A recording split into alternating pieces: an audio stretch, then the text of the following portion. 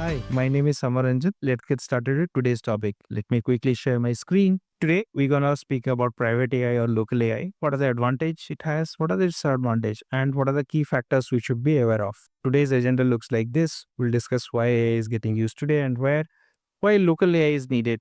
What are the setup I have in my project?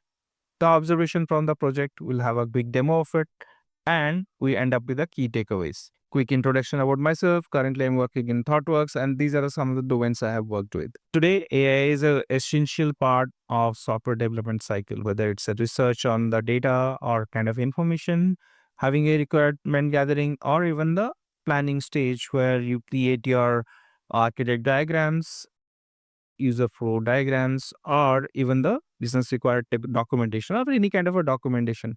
AI is helping us to fasten the process, uncover the unknowns, and plan in better. In terms of code assistance, Copilot, or like a client, kind of helping us to create good code, and whether it is assisting or as an agent creating the complete code itself, this is something not unknown to any dev or QA today. It is really helping us to fasten the process. And once the product is out, once AI gets access to the analytics and the logs, it is helping us how the new features can be built in and how it can be released as well. Now, why we need local AI? Some of the projects are very confidential in nature. Now, the confidential can be due to their sensitive data they deal with, or the privacy policies what the organization has, or sometimes the projects are kind of kept secret till it is to the users. Now, as a consultant, we also get involved in the assessment where basically we get access to the potential customers, some of the data or the reports, and we need to go through them very quickly to figure out reports and what are the potential solution we can provide them. Now, during both of all this, right, ChatGPT or any GenAI cloud cannot be or might not be permitted, because when you send any kind of a prompt along with the information, it goes out from the organization's network. It goes to the cloud system, then it goes back to come back to your network. Now that's not allowed when you have a strict privacy policies. The project which I have worked with, it was dealing with the sensitive client data. It has own privacy policies. The project was very high impact to the client, and the duration was very short as well. The code base was very complex, and it does not have a lot of unit tests as well. The team kind of use Ollama. It's kind of open source software. What it does, it allows the different models can be downloaded and run inside it. You can consider as kind of something similar to our Docker as well. Docker allows different images to be downloaded and run in your system. So we use Ollama, and these are a couple of models we use: Llama 3.1 and Qwen 2.5 coder, which is basically designed for the coding assistance. Continue plugin is kind of sits on your along with your VS Code or your IntelliJ IDE, and gives kind of a similar feel like your Copilot.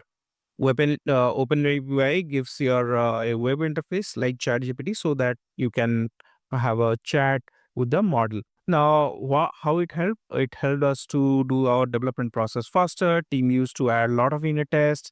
Our code understanding went much better comparatively. It is like your local Copilot assistance, and it works offline. So there is no cost is involved since everything is open source.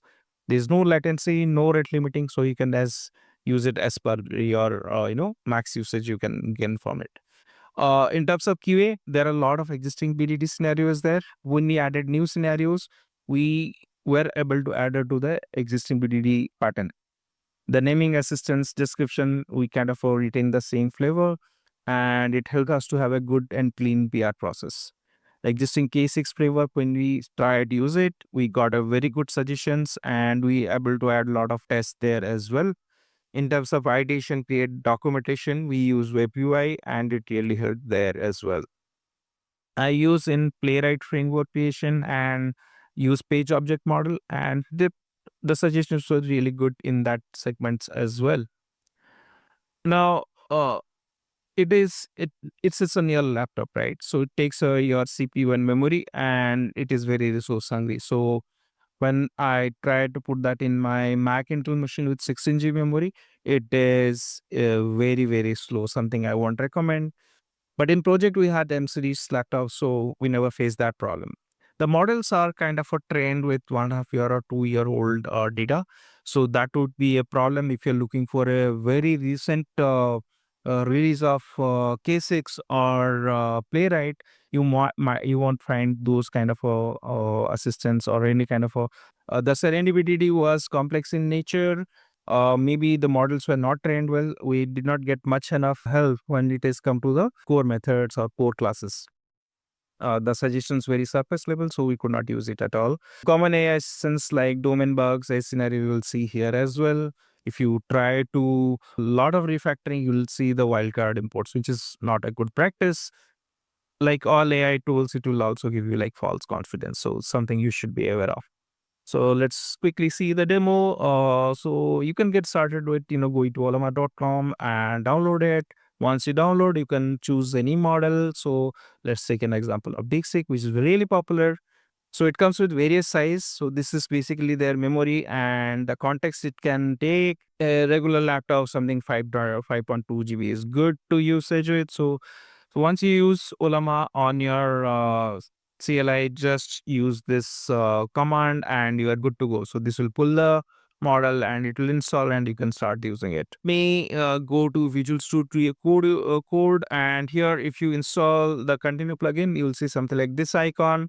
And if you are using for the first time, right, and your Ollama is not installed, this has a very good interface. It will tell you how install Ollama, the model it need, and how to connect. So if you're starting continue plugin, that's a good way to start with.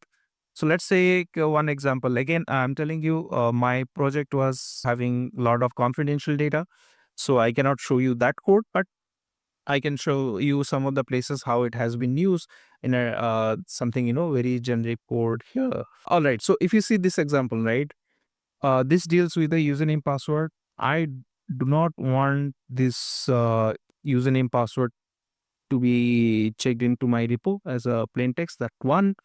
But if I'm take the AI assistance to solve this, right, I cannot push it to any cloud system. I cannot push it beyond my organization's network because it's a very sensitive data.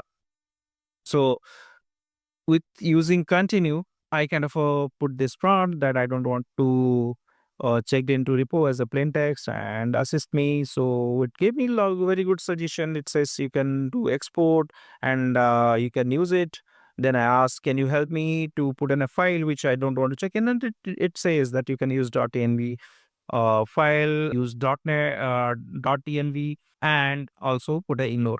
So suggestions here really good, but I made sure I'm not pushing my sensitive information out of my organization's purview and network. So let's take another example. So this is my IntelliJ ID, and I'm putting the applications class file and this the unit test file both. Again, I want to add new unit tests. So I said, okay, this has the unit test. Tell me what are the existing tests and what are the new unit tests I can add. But if you see in the context, I'm completely sending the class files. In a old or existing code base, sometime there could be some secrets, app secrets, or any kind of sensitive information would be there.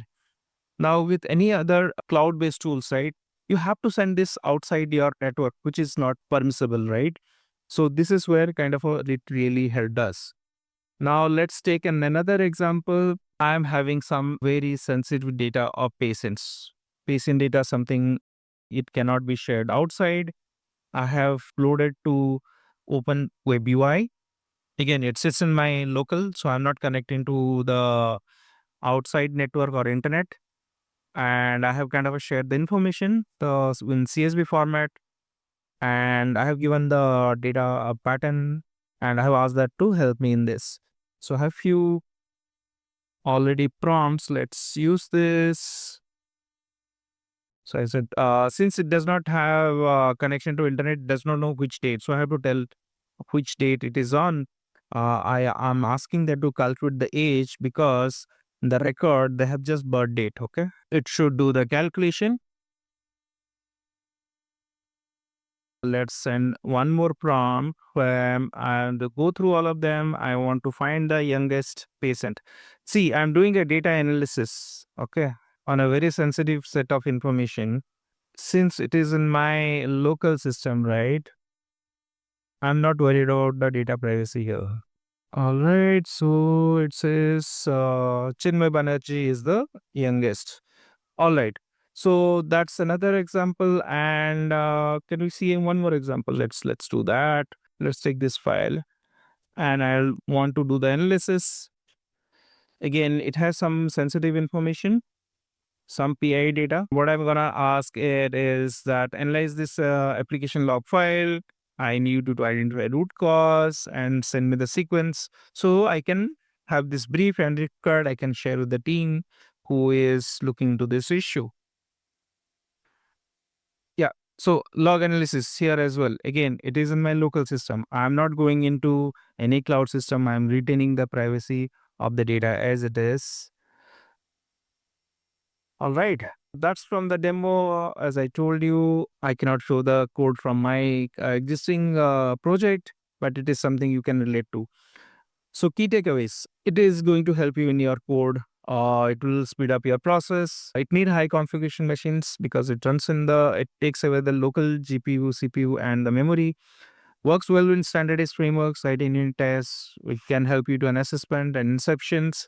If something is complex, the code is complex or the business logic, it will find it challenging. Okay?